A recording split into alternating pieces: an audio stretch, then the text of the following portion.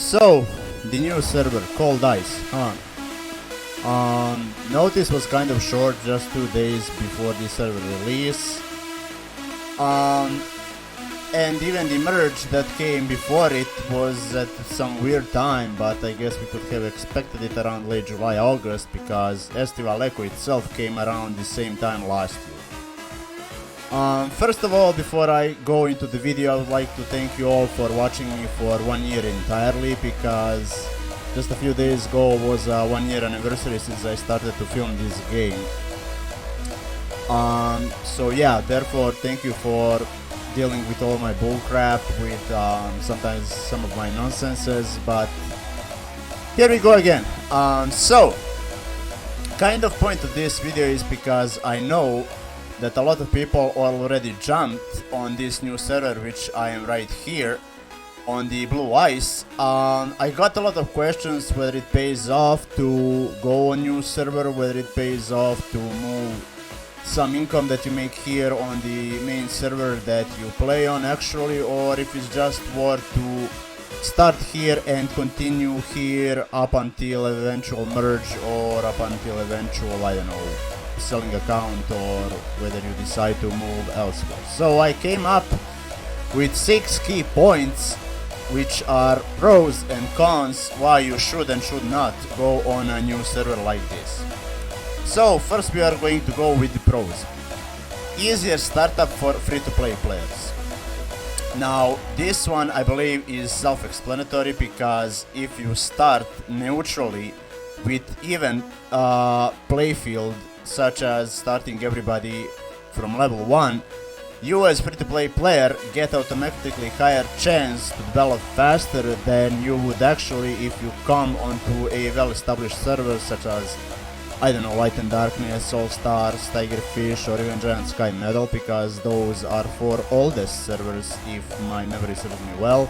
All other 3 are the newer ones: Wild Wave, Estival Echo, and of course now Blue Ice. So just along on that fact, you get to have a lot bigger push, and the eventual your stock in your overall value in the game, whether you are a fairy, assassin, or whichever class you decide to be, is going to matter a lot more.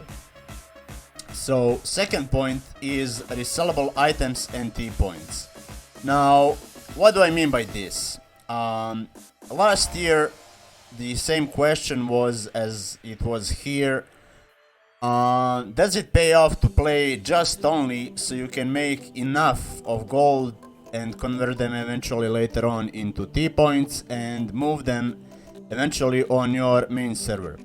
The answer is yes, but you have to be aware that as a completely free-to-play player, if you are going into this server with 0 T-points and 0 investments, and you're just starting from absolute scratch with no benefits whatsoever, it's gonna take you probably 6 to 8 weeks of playing that you can establish some kind of income that's worth moving. So let's say if your goal is, I don't know, 300 T-points, you as free to play completely flat are going to need about 6 to 8 weeks, if you are of course good with selling and you are focusing mostly on that outside of the just playing alone.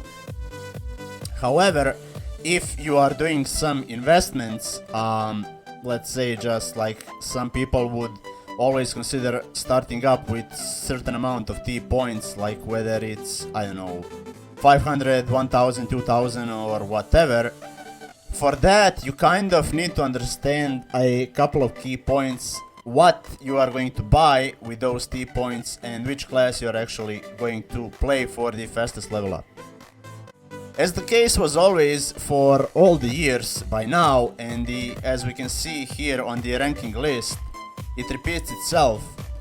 Scimitar Assassin is always the fastest absolute class to level up, if of course your goal is to chase the level up reward, which is, I believe, some mount and maybe some residuals or whatever the reward is already. I didn't really go into much detail because I don't have really nor interest nor time to play here, because I have too many things to do on Light and Darkness, especially now doing DR once or twice a day, which alone takes away me 2 hours of my playtime, so I really have no interest or time for this server. So if you are going to already push hard enough, which we can see, Scimitar Assassin is the absolute fastest character and weapon to hunt for the leveling up. Now, second thing that's going to be important is what are you going to actually buy for the absolute fastest level up. If you are going to just strictly what is bare minimum that you are going to need, you need 2 super lucky bags, you will need any 3 skill pet that has auto pick on it, and you are going to need 30% speed mount. The cheaper the better, because literally it won't really matter. So let's just go around this, like what's the cheapest 30% speed mount. I guess it would be any of those 250 T-point mounts. Yeah, I believe those are the absolute cheapest. Okay, Green Wave Floater 225, Forest Floater 225, Lava Floater 225. Okay, so one of those 3 probably would be the best option. Also Brown Bear could go into consideration, so that's already 4 mounts. Or actually no, Tadpole Cloud 200 T-points. So I think that is going to be, yeah. So if you really want to go cheapest route possible, Tadpole Cloud is your cheapest 30 speed mount, so that's a must get. And from pets, of course, you always want 3 skill pet with the auto picks, so you can just go over the, let's say, Orange Cat, no, this one, no. What does have auto pick? Okay, so Little Dino, Mini Scorpicore, Baby Griffin, and Little Diamond. So those 4 are going to be great options. I don't know if there's any more pets. Those are all 2 skill pets on this slide. But yeah, basically those 4 are going to be a biggest must get. Of course, there are going to be added later on Dark Griffin and some other pets, but for this case, if you are stamina or mana class, for each one, I believe, you have per 2 pets. Yeah, Mini Scorpicore and Dino are for HP, and Little Diamond and Baby Griffin are mana. So those 3 things are the absolute must get if you are going to already invest something.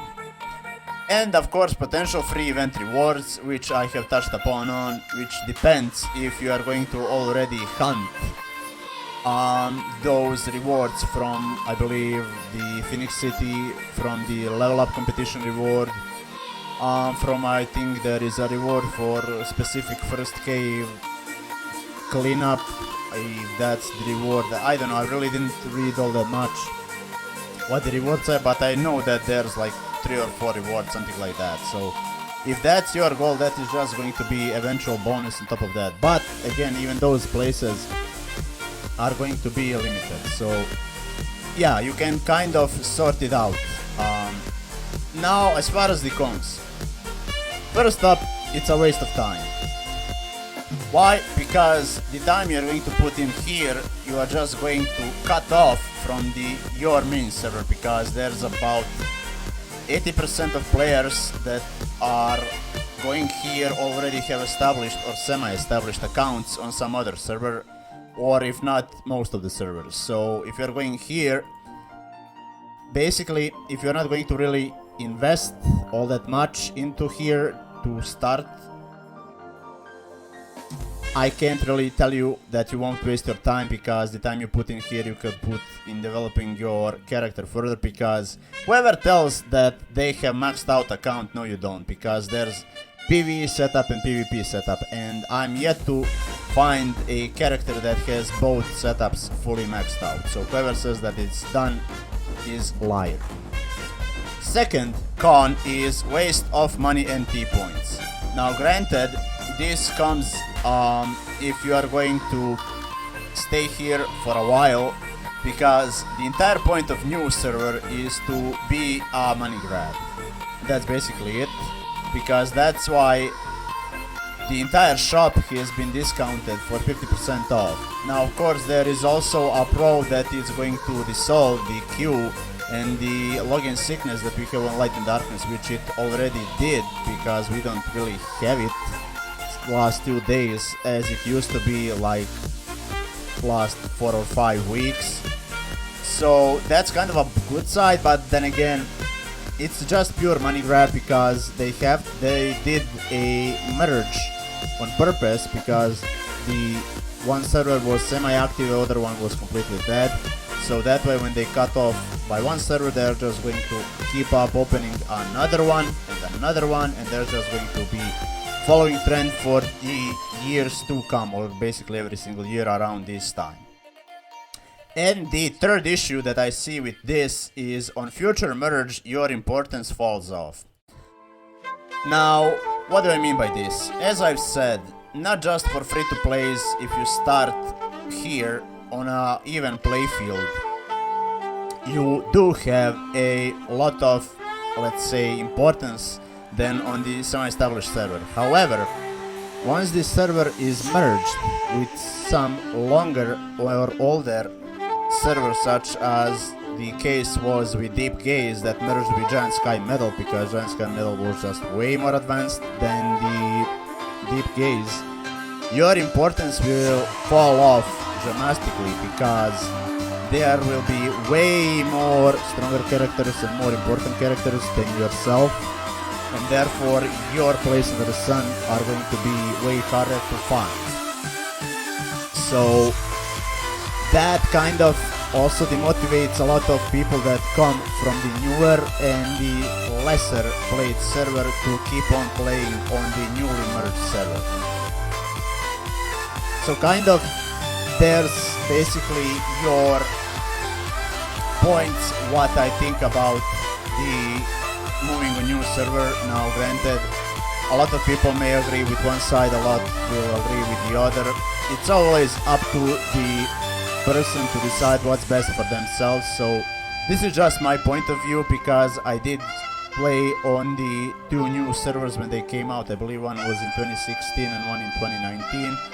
But I really soon realized that I'm just wasting my time that I could have put into my actual main character, because at the time I didn't really do all that well with the resales as I do now, but now I have too many things to do on Light and Darkness, so I have absolutely no interest to move on another server. So with that being said, good luck on your server and I'll see you around. Take care.